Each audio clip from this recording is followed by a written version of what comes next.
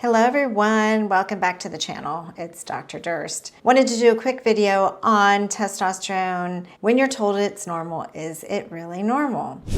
So when you have a testosterone level drawn, there's multiple different components to that. It can be total testosterone, it can be a free or bioavailable testosterone, it can be a percentage of free testosterone. They can sometimes do a sex hormone binding globulin, but estrogen should be added in there. So there's lots of data points. It's like pixels of a TV. The more data points you have, the better the image is, the better idea we can have of what's going on. So if they do a number, and that's what a testosterone total level is it a number? And if they say it's normal, is it really normal? Because we hear that all the time.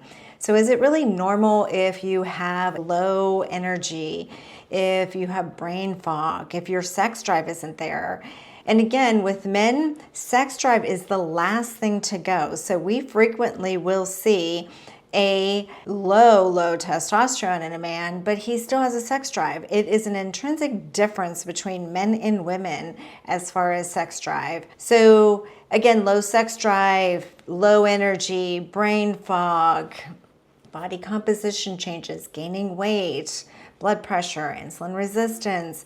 There's all kinds of different things, but erections and erectile issues is one of those. So if you have a number within a normal range, which is what they're saying is normal, and you have symptoms, then that's when you would consider that abnormal testosterone.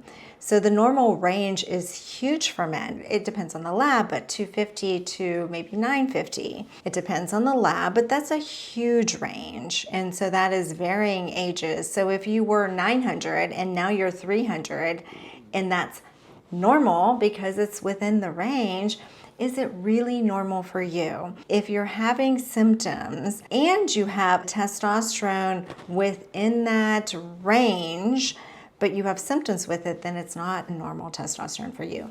It's a non-optimized testosterone for you. So if your primary care doctor says that you have normal testosterone and you're in your 60s or 70s, we hear this again all the time. Is it really normal?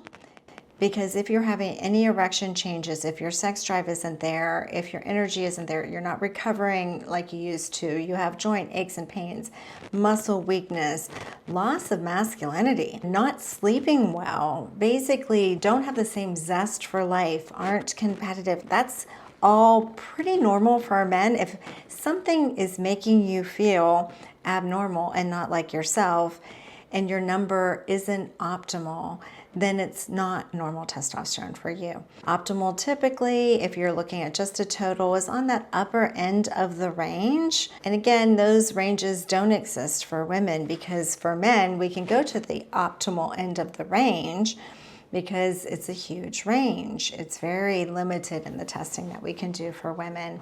But again, if you have symptoms, you don't feel like yourself, your sex drive isn't there, you have erection changes, and you have a number in the normal range, but you feel different, then that isn't normal testosterone for you. It's plain and simple. And so get more data points, see a hormone specialist, and see if your hormones can be optimized because there's behind the scenes improvement you can see too, because all diseases happen as we age. Our hormones decline, inflammation in the body increases, and we get high blood pressure, we gain weight, we have metabolic syndrome, we have an increased girth in the middle, our blood pressure goes up, our insulin resistance goes up, and lipid panels are abnormal. There's all kinds of behind the scenes things that can be optimized, and optimization of hormones is brain, heart, and bone protection. So just keep that in mind and make sure that you push. Is normal really normal for you? Let me know your thoughts because I am willing to deep dive into anything wellness or sexual wellness. Thank you.